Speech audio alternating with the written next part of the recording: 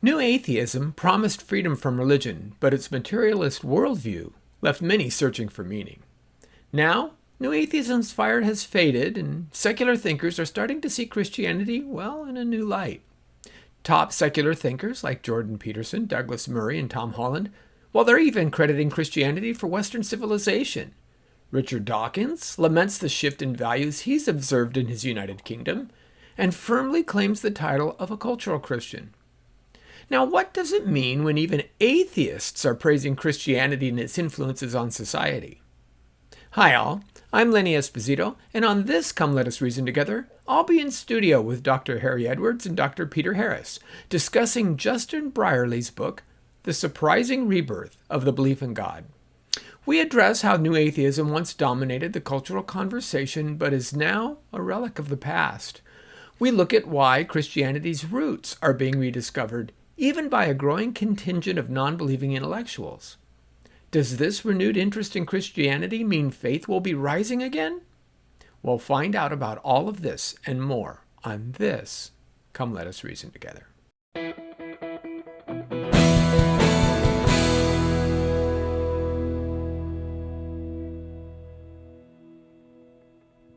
Well, welcome to the Apologetics.com radio, where we challenge believers to think and thinkers to believe.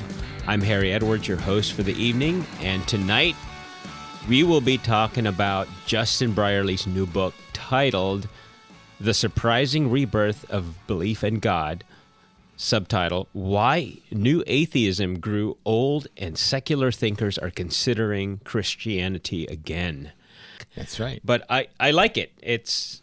It gives you that picture of the tide that ebbs and flows, and we'll explain why that's significant in a moment. But joining me in the studio this evening is not Jacob Daniel. He's not here with us. We're missing our dear brother. Yeah. I think he's busy speaking somewhere. So we don't have him tonight, but I have Lenny Esposito with me live in person. How are you doing, Lenny? Good, Harry. How are you? Nice to be here. Yeah, good. And someone you haven't heard from in a while, Dr. Peter Harris, our apologist fellow from the UK. Can you hear me, Peter? I can, yes. Oh, hello, great. Everybody. Good to speak with you again. Yes. I love the accent. It elevates our show to the next level. Thanks, Dr. Harris. Not a problem. I appreciate you, brother. So, Happy New Year. This is our first show of the year. So, Lenny, how was your New Year? Pretty good. It was good. Spent some time in New Orleans at New Orleans Baptist Theological Seminary doing a Defend conference, and been busy with that. Planning, of course, an upcoming conference here in Southern California, March 1st and 2nd, Dare to Defend, and you can go to daretodefend.com, find out more about that, where we have Greg Gansel will be speaking, Neil Shenvi, Fuzz Rana, Ken Samples, so a bunch of guys. Who's who, here. Huh? All right. Yeah. Well, hopefully I can check your outfit out when the time comes. That's going to be fun. Peter, how are you doing over there in England? I'm very well, thank you. Yes, I've had a very restful Christmas and a very pleasant start to the new year, so thank you very much for asking. Good. I know in your bio, like on our site, you said that you're working to be a lay preacher at the Anglican Church. How's that coming along? That's right. Are you... Well, I've are you done? I'm a minister at my local parish church, and I regularly preach there. So yes, I've graduated successfully, and I'm preaching tomorrow on the presentation of Jesus at the temple. So I'm looking forward to that very much indeed. Ah, that's great. That's wonderful to hear, Peter. Well, let me tell you, our listeners, that this whole show came about because Peter wrote an article, and the article is about Justin's new book, and it's a review of, well, he titled it The Surprise Rebirth of Belief in God, Why New Atheism Grew Old and Secular Thinkers Are Considering Christianity Again, by Justin Brierley, reviewed. So thanks to your article, I got intrigued. I read it, and I go, wait, I need to get that book. So I did get the book, and Lenny and I read it, and we loved it. But I want to we want to start the show by getting your take on it, Peter, because you wrote an excellent review on it, which, by the way, if you're listening to this, you can read that on apologetics.com, published there. It's a front page. You can't miss it. And I would encourage you guys to read it and pick up the book. But let's start with you, Peter. Tell us maybe why you wrote that review. You had some good things to say about the book, and you had some things that you wish Justin had included in the book. So let's start there. Why did you write the review? I suppose it's because I very much enjoyed the book, and I am hoping that what it's saying is true about Western civilization.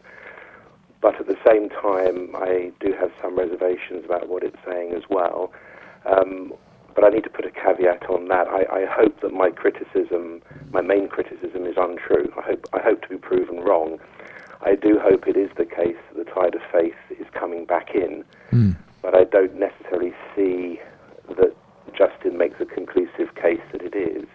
I think he's open to some criticism on that front, but I do hope to be proven wrong on one of the few occasions when I want to be proven wrong. Yeah, I hope you're wrong too, with all due respect, right? But yeah, we can talk more about that. But what? Okay, go ahead, Lenny. So for folks who may not be familiar, Justin Brierley was host of a UK radio show, Christian radio show, which Christian radio in the UK is interesting in its own right, because unlike the United States, you don't have dedicated Christian radio stations. You have to buy time and compete with secular outfits and secular markets as well. But for 15 years, Justin did... 17. Was it 17 years? He hosted a show called Unbelievable, which it was about an hour and a half in length, became very, very popular as a podcast, really grew in international acclaim there by bringing some of the foremost Christian thinkers and some of the foremost atheist or secular thinkers who would sit on different sides of a specific topic, and they would engage one another. And these were really topics on everything, not merely the existence of God, but very specific, granular, is miracles rational to believe in? How do we understand gender issues? Anything the church was talking about, he engaged for several, like I said, for many years. And he became familiar with the different arguments that many of the top apologists, top defenders of the Christian faith, philosophers would make. And so he has since stepped down from that show, but what we're seeing now is, in these books, is kind of the fruition of those years that he spent understanding and engaging and facilitating the conversations between these individuals. So I think that's a good backstory to unpack. Yes, thanks, Lenny, for that. And he is someone, you can go back, and I would encourage our listeners to watch his shows. I'm sure they're online everywhere. Yeah, most of them are radio, so most of them are audio. He has, the Templeton Foundation gave him a grant to do several video, he called the Big Conversations, and I think there were 10 or 15 of those. But for the full 17 years, it was a weekly radio broadcast that was then turned into a podcast, and there's tons of those topics that are out there. In fact, he wrote his first book, I think, is titled, I might botch the exact title, but it's like, After Speaking with Atheists, Why Am I Still a Christian? Right? Yeah, Something like that. Unbelievable. Why, after 10 years of interviewing atheists, I still believe in Christianity. Yeah. Right. I thought that was a provocative title. All right, so what are some of the things we like about this book? Peter, let's start with you. Yes. Well, I think, first of all, I like what Justin says about why New Atheism has failed.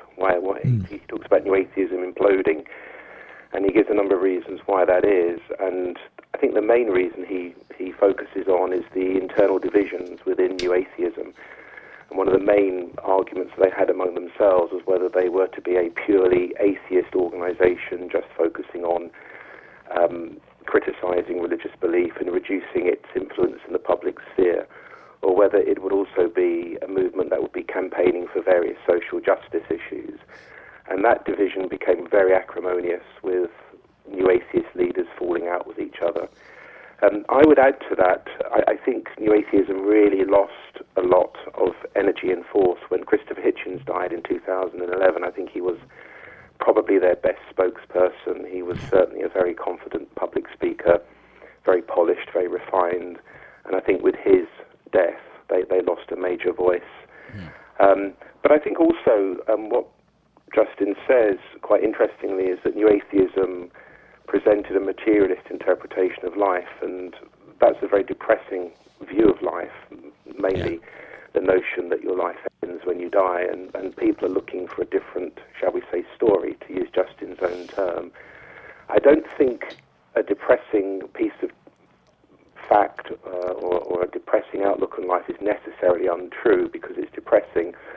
But I do think that if people are finding it hard to accept a materialist, physicalist view of the universe, then they will be open to what we know is the truth, and that is that there is a God who loves us and with whom we can be reconciled through the death and resurrection of his Son. So if they're looking for a better story, which is also happens to be true, then Christianity is there for them. So I think that's one of the great strengths of his book, and I think that, although I've been critical of it, I still think it's an excellent book and well worth reading. Yes. Yeah, I think one of the problems with the New Atheist movement, of course, they were much more belligerent than prior movements. A Voltaire would come out and he would make proclamations about the advancement of the Enlightenment project and how reason will overshadow faith. But Voltaire also famously said, "I may disagree with what you say, but I'll defend to the death your right to say it." That's not what the New Atheists did.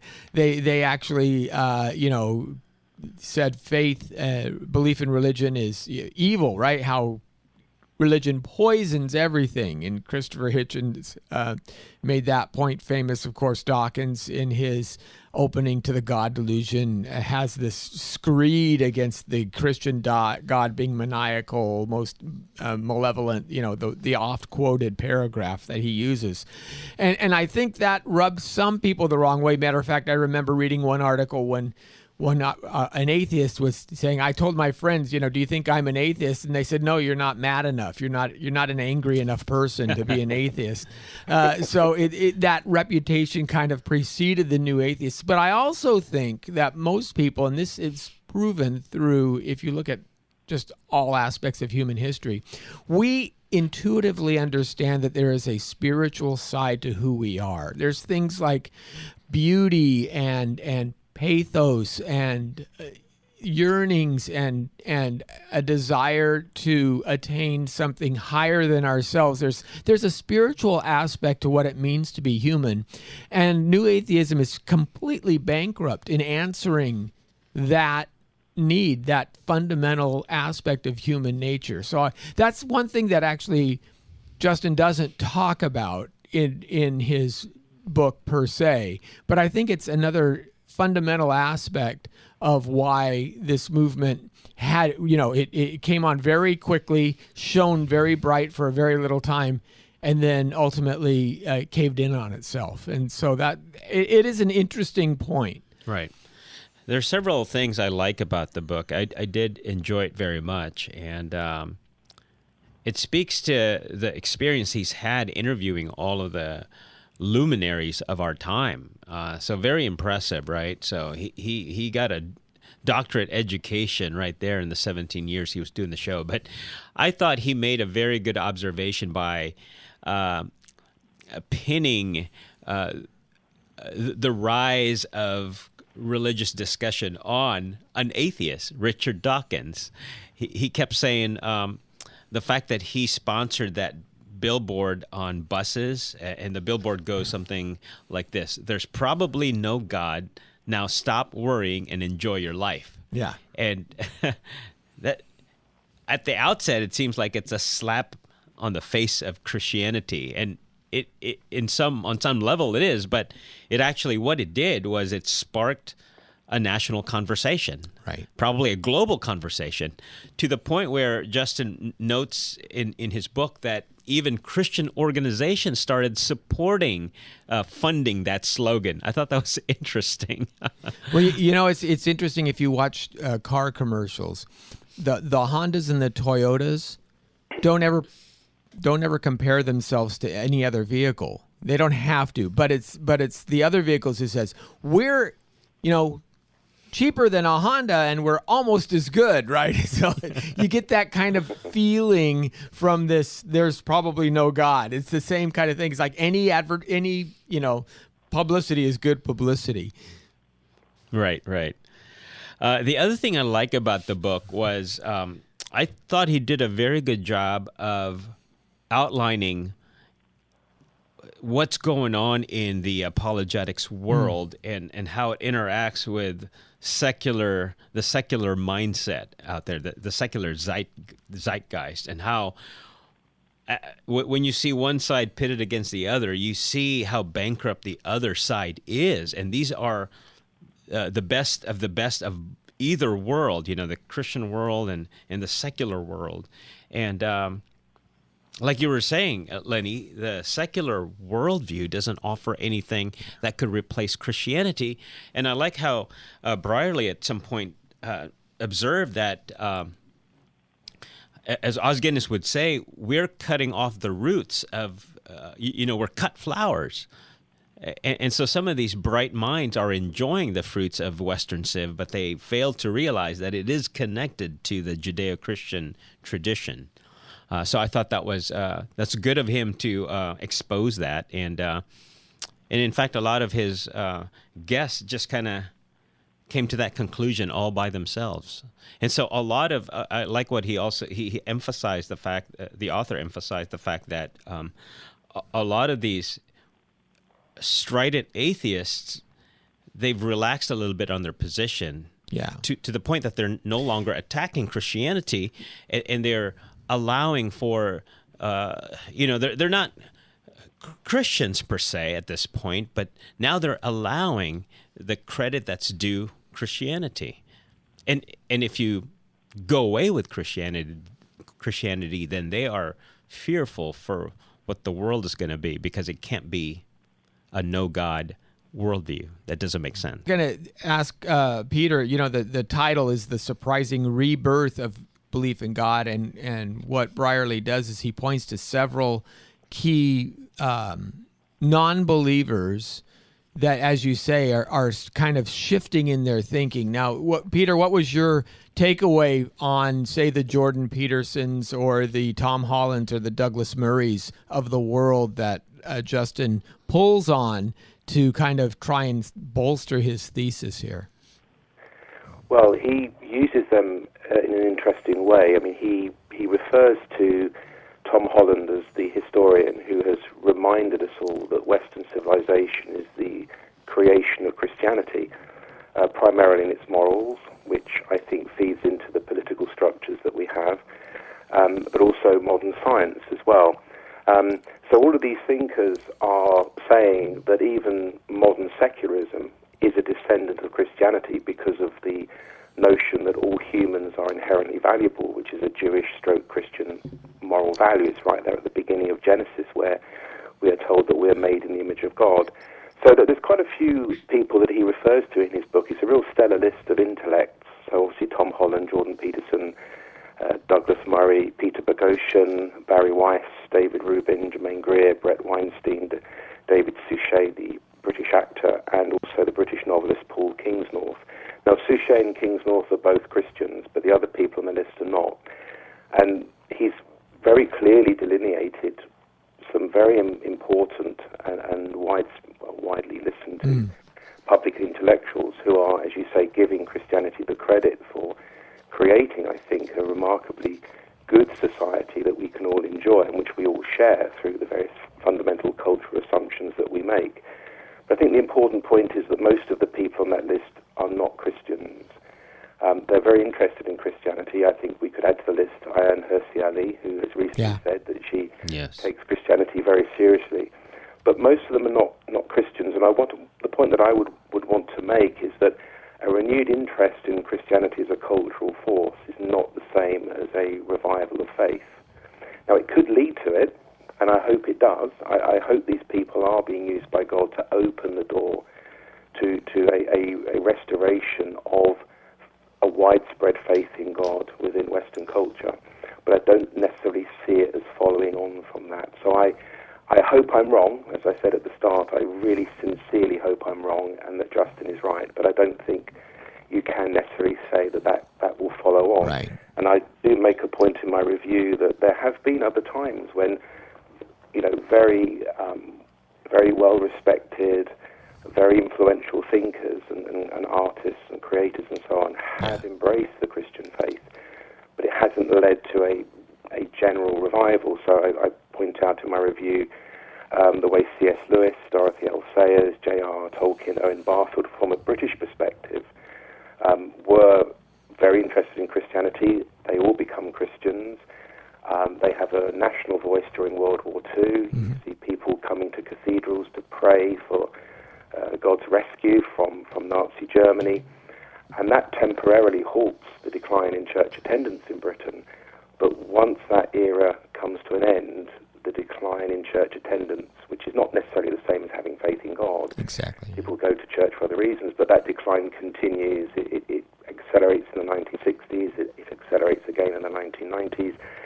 And at the moment, the mainstream churches, of which I'm a member, are really struggling at the moment. And it is predicted that they will probably end by the middle of this century, although other Christian denominations are managing either to hold on to their people or even grow, particularly the charismatic and Pentecostal churches. Or the locus of something like the Anglican Church will shift to Nigeria, some of the African nations who are really seeing a revival. And I see really there's even a parallel in the Old Testament if you look at, say, the revival that King Josiah starts, right, where Judah is apostatizing, yet he knocks down all the temples and the pagan altars, really starts to clean up the temple, and Hezekiah, right, both of them were engaged in this idea.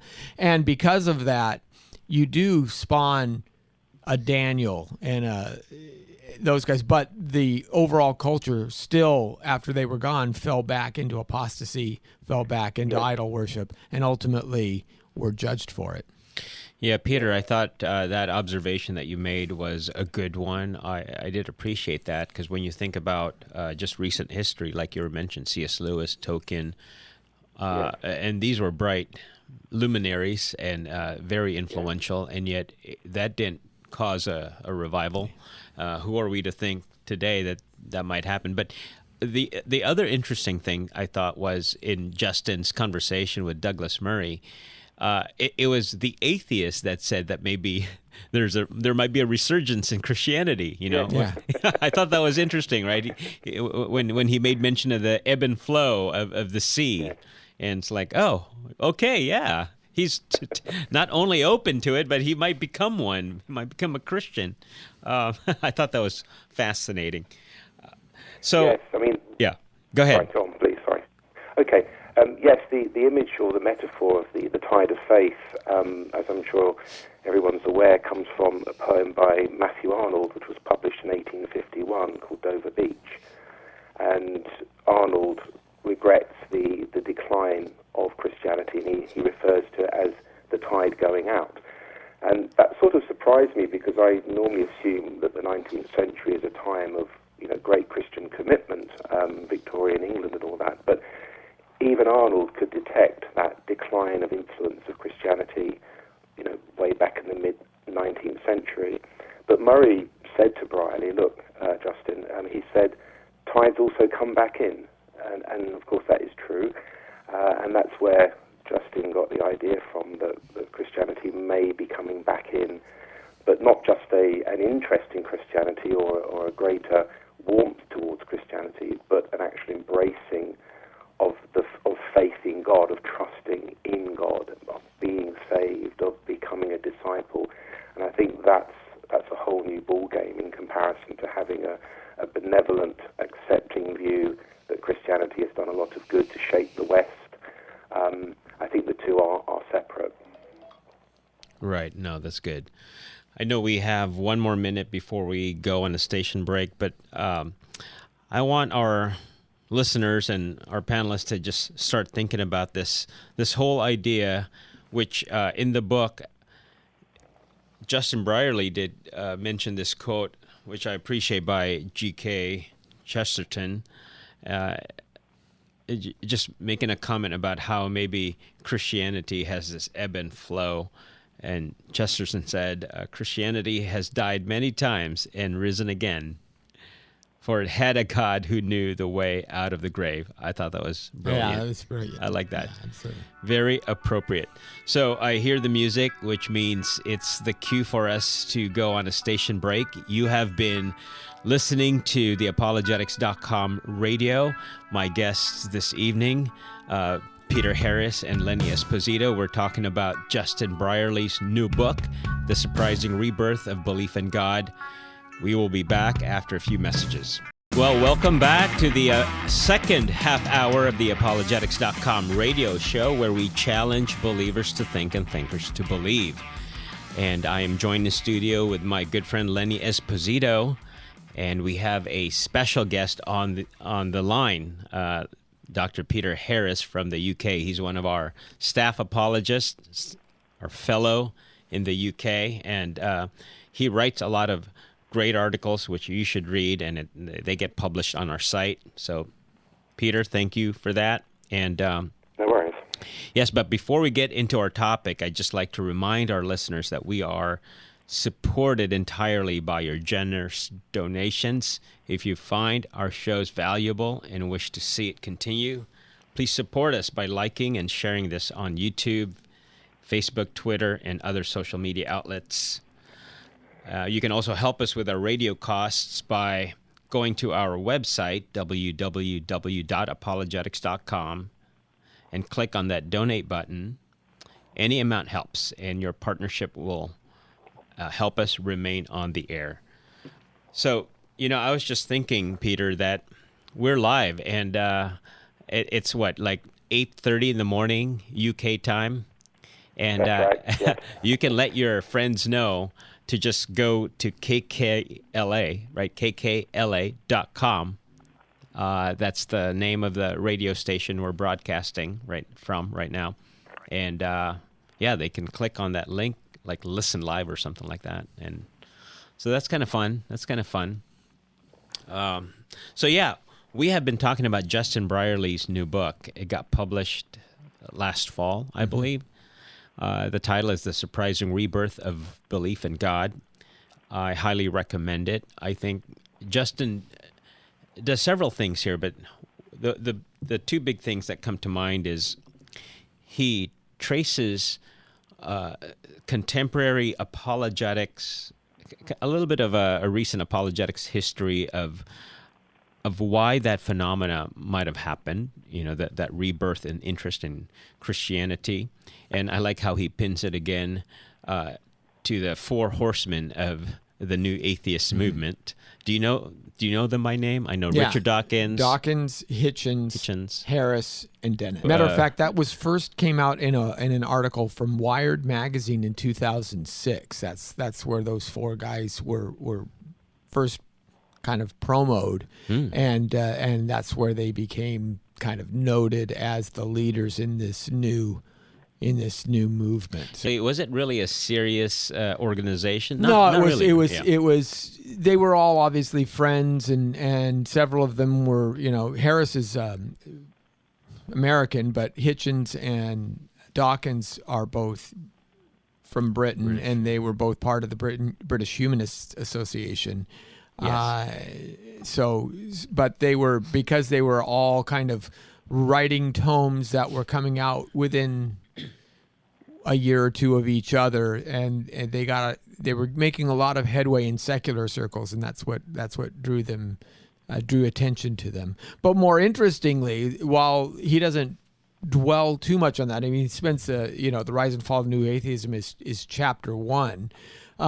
one of the interesting things about this book is it's not just simply an analysis of what happened in the culture, but there's actually apologetic arguments. Yes, that's the right second thing I was going to say. middle, Yes, exactly. And they're as much, they're very relevant and very contemporary. They're not the apologetics arguments maybe that you've only heard 30 years ago. They're kind of fresh, which was another nice aspect of this book.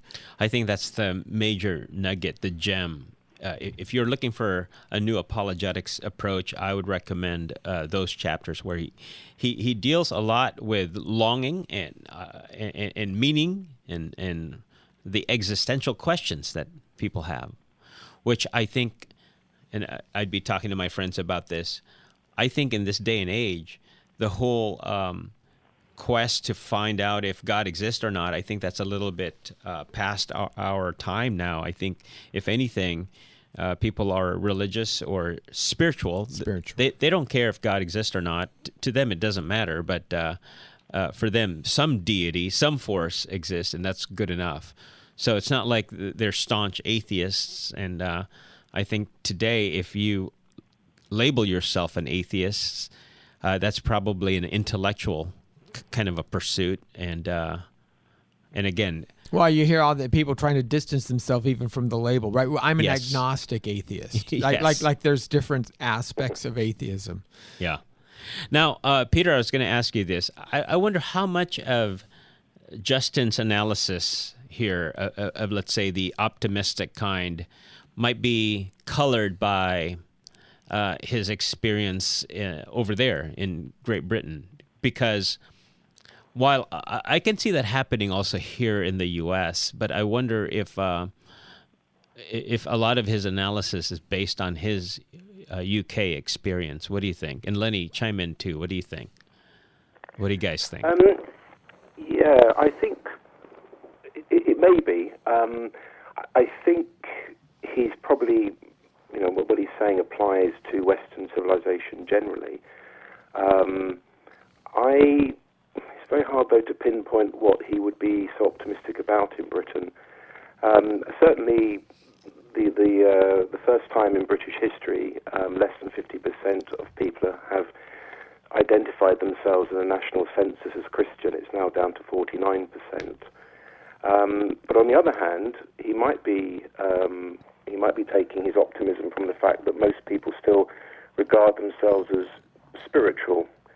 So they may not be, let's say, part of an organized church or institution, religious institution, but they're still very open to the idea, as was said earlier in the broadcast, that there is something more than the material world, because we seem to have desires for things that cannot be satisfied by the material world, which suggests that there is another realm that can satisfy those desires, which, of course, is the famous argument from desire that C.S. Lewis uses.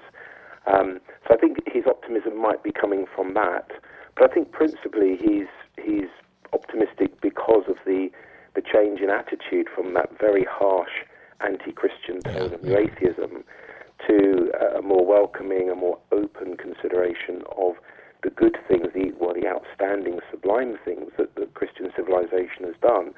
And I think what Brierley really likes is the fact that Christian civilization is so different to any other civilization. And this is sort of pointed out by Tom Holland in his book Dominion, where he says that if you look at the ancient world, their outlook, their morals are so much different and so much inferior, should we say, to Christian morality as well. So Julius Caesar presents himself as a possible Roman emperor on the basis that he's killed 1 million people in a war in France, whereas today, no one would ever dare say that. In fact, they'd probably find themselves in the International Court of Human Rights in The Hague for behaving like that.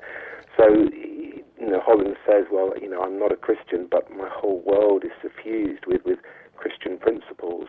So I think that's where Justin is taking his optimism. But the public intellectuals that he mentions as being a cause of his optimism are not only British, but they are also American and Canadian as well. So it's a real sense of the Western world waking up to the fact that it is based on Christianity, something that Friedrich Nietzsche was saying back in the 19th century. And I lament the fact that Justin doesn't say more about Nietzsche, who himself found it troubling that Western civilization is so Christian, and said that, with the decline of Christianity, there has to arise a new morality which will be forged by moral geniuses, these free spirits that he refers to. But of course, Brierley says, well, actually, no, this is a move of God because of God's love, his grace, and his sovereignty.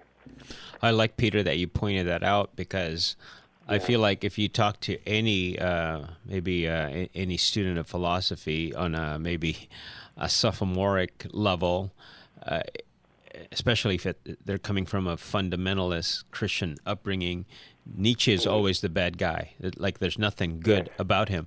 But you're right, though, that he did ask the pertinent questions of his time. He was honest. He was honest. He was at least honest with it. And when he declared that God is dead, it was a lament, actually. Yeah. It's not like a triumphal thing that, yes, atheism has succeeded and we've no killed idea God. what you've done. Yeah. Right. But it's more of a lament that secularism has killed God, and it was a bad thing for Nietzsche. Yes. And Nietzsche says, if you kill God, or you kill the belief in God or the idea of God, you can't hold on to the morality that went with that God, right? Which is what secular humanists are trying to do. They're trying to hold on to a Christian morality but remove God from the picture. So when they say all human beings are valuable, that comes straight out of Genesis. So their project is going to fail in Nietzsche's eyes. If you remove the metaphysical underpinnings of a moral belief system, then the morals also will collapse as well. And what will we then have as the basis of our morality? It will be determined not so much by Christian idealism and Christian altruism. It will be decided by who's the most powerful and who's the loudest. And I think there's some evidence that is already happening now within British society and other societies. Yeah, and to your point, I did find it fascinating that he specifically talked with Peter Boghossian, and if you knew Boghossian in, say, 2012, I mean, he and James Lindsay, their whole point was to go around to college campuses and debate Christians. And Boghossian comes out with a book on how to create an atheist. He kind of corners this idea of street epistemology, which is how to argue Christians out of their beliefs. So his whole enterprise was to disavow people of their faith, to basically pull them away from their belief system. And he then says, you know what? I'm not doing that anymore.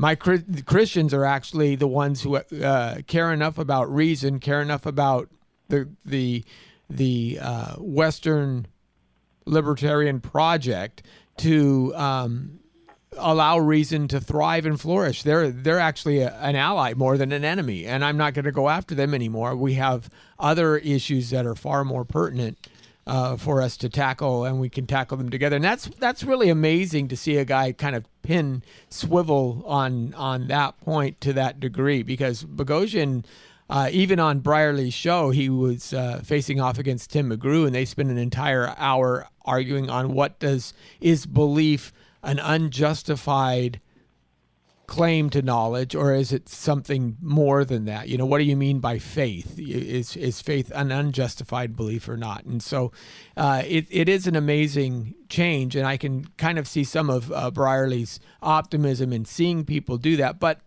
as you say, it may just be a mode of wistfulness where some of those stalwarts are kind of gasping for a return to those values that they cherish, even though they have no grounding for those values.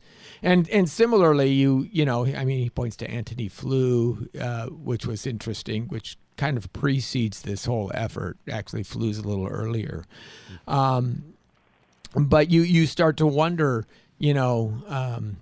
how popular are those? Because most of these individuals, as is pointed out as well, are their values swing into a more conservative camp. Even a Dave Rubin. So the guys who were previously left are now kind of more politically on the right. And that becomes an interesting dynamic as well. That's a perfect segue. You're reading my mind here, Lenny, because I wanted to get Peter's opinion on this. In the article that you wrote, Peter, Yes. you mentioned, here, let me quote this. Brierley acknowledges this, and this is the, where, let's see. Well, let me back up here. You said, Peter, it is of note that most of the above intellectuals are highly critical of progressive politics in the form of transgenderism, and some have taken contemporary feminism to task. Brierley acknowledges this in his short biographies on each thinker, but avoids asking the contentious question as to whether a Christian consciousness or one that is sympathetic to Christianity is antithetical to radical leftism. So I thought that was interesting. I didn't know that about Justin Brierley, but you said that he avoids to take a political stance on his shows, so he tries to avoid that, right? Is that your sense? Yes, he does, and I think that's part of his way of bringing people together. He's very self-effacing as a radio host, which obviously makes the atheist feel, or the agnostic or the critic, feel able to come on the show because they don't feel they're not only arguing against their debate opponent, but they're also arguing with the radio host as well. So I think that's partly his instinct as a radio host and as someone who is an evangelist as well. He's very much an evangelist at heart. But I would want to ask him that question. Does he think that being a Christian means that you cannot engage in radical left-wing politics? And I think he probably would say yes, because radical leftism does go hand in hand with atheism. Certainly the manifestations of communism that we saw in the 20th century were very violent atheist in their nature. The League of the Militant Godless that persecuted the Orthodox Church during Stalin's ascendancy and so on, the shooting of priests and believers by Lenin's secret police, the Cheka. So yeah, I'm just curious to know what Brierley would himself say on that matter, and I think that maybe he could have said something in the book. Yeah, maybe not. That would be nice. You're right. Then it would be a perfect book if he did that. So Yes. I mean, your comment there, the one that I just read, reminds me even that the church here in the U.S. tends to avoid politics, and that P word, politics, is deemed to be a dirty word many times. And so it is kind of regretful when a lot of the political content actually intersect with Christianity. So let's say, for instance, if abortion becomes politicized, then the church tends to be silent on that, and it becomes a private matter. And it is unfortunate, but that is the case here. I imagine it's the case there as well. Yes, it is. Although we do have a rather interesting situation in Britain. We do have a secular government.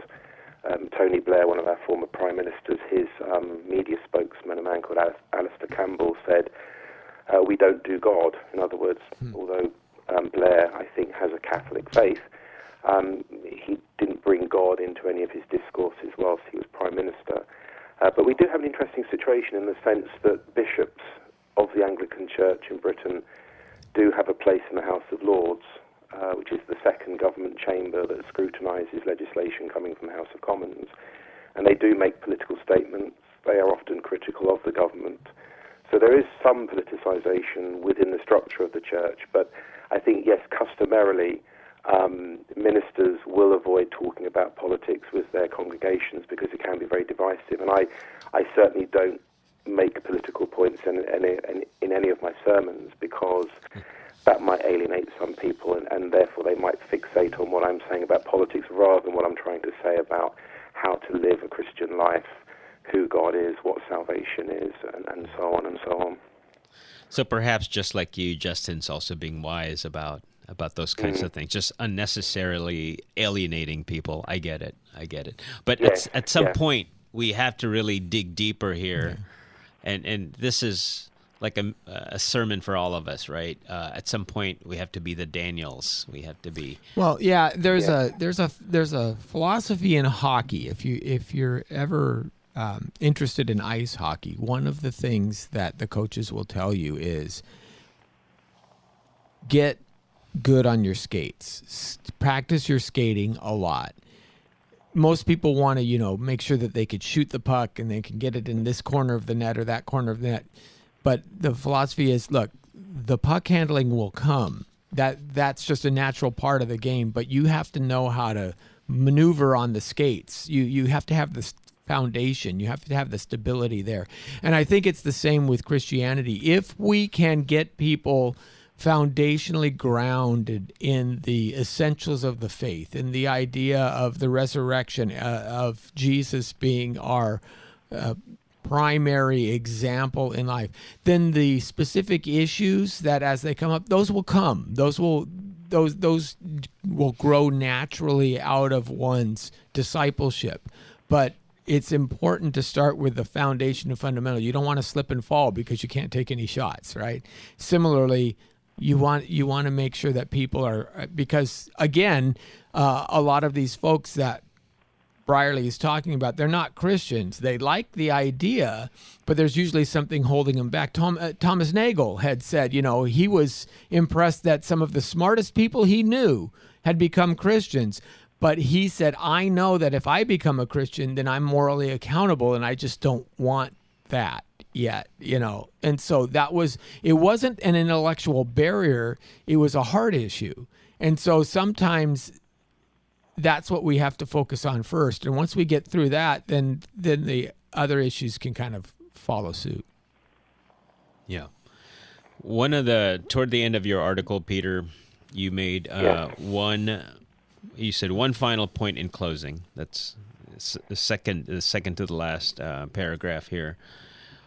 And I like what you said here about Justin maybe painting so broad a brush to have all materialists be engaged in moral relativism, but you're saying that that's not the case, right?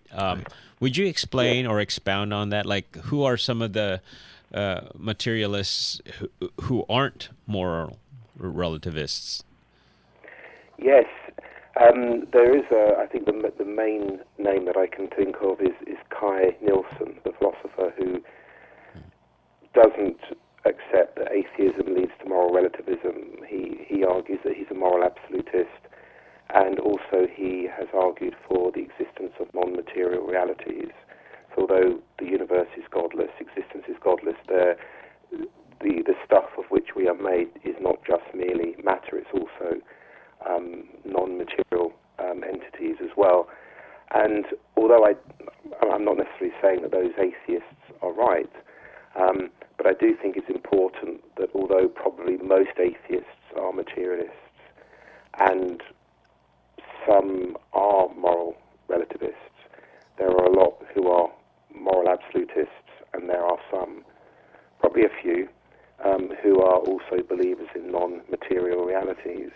And I think that would actually provide a more accurate picture of atheists.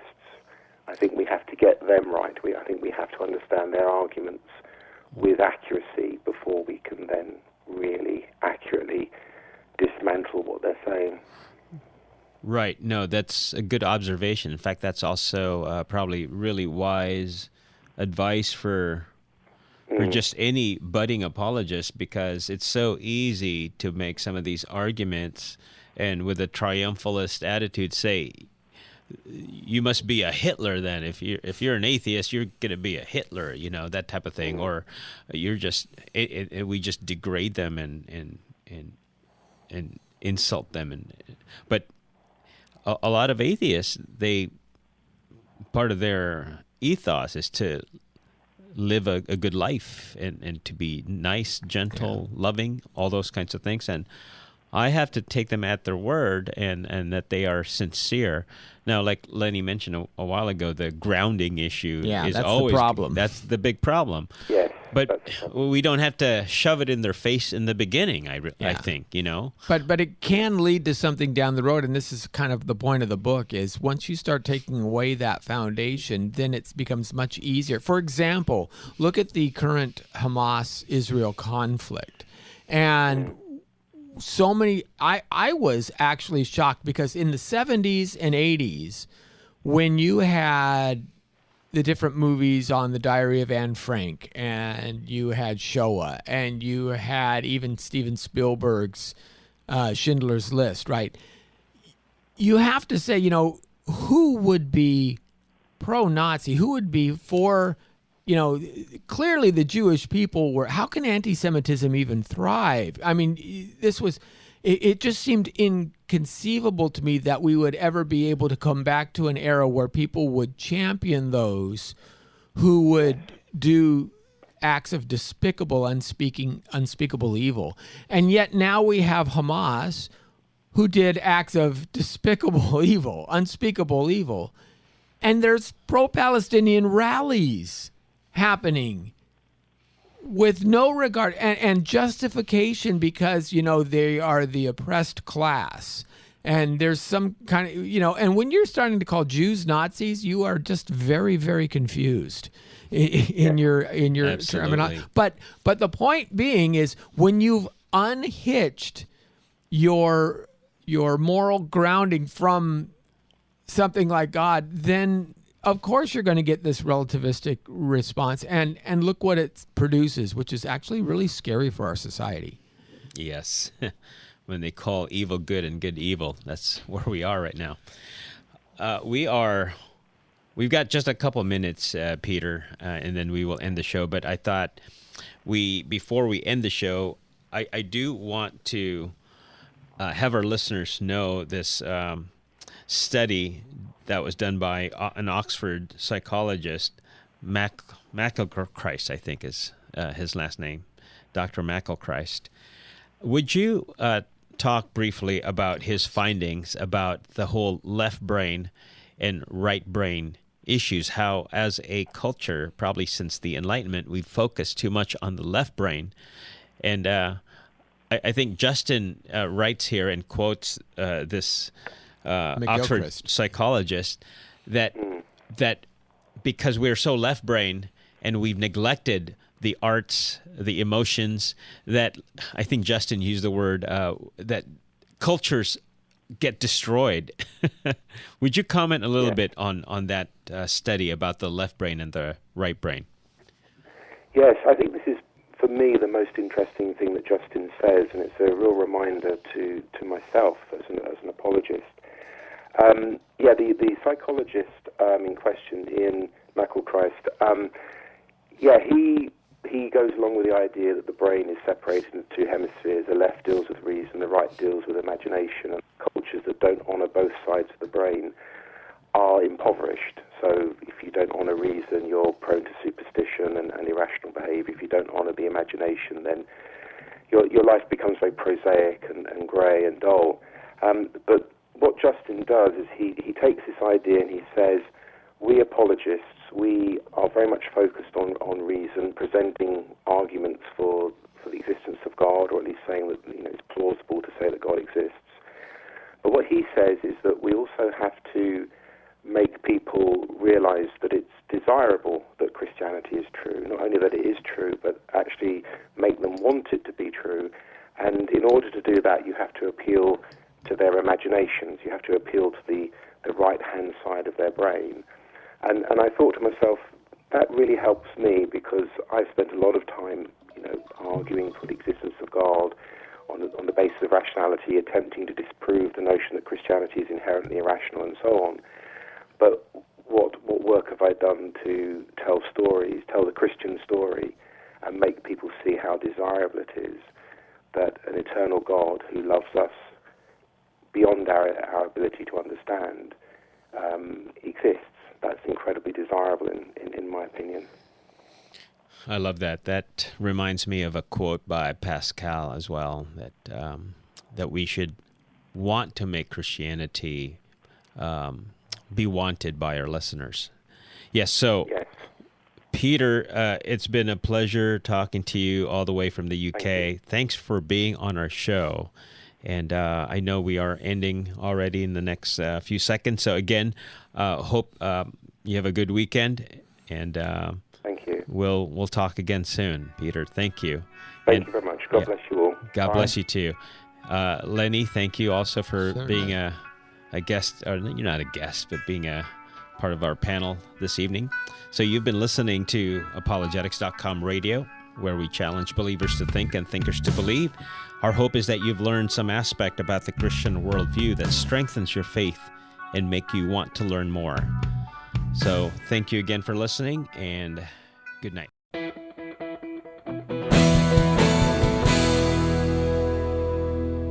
Thank you for watching this Come Reason video. I hope you enjoyed it. If you'd like to see more videos like these, consider subscribing to our Come Reason YouTube channel by clicking on the subscribe button. And you can follow us on social media.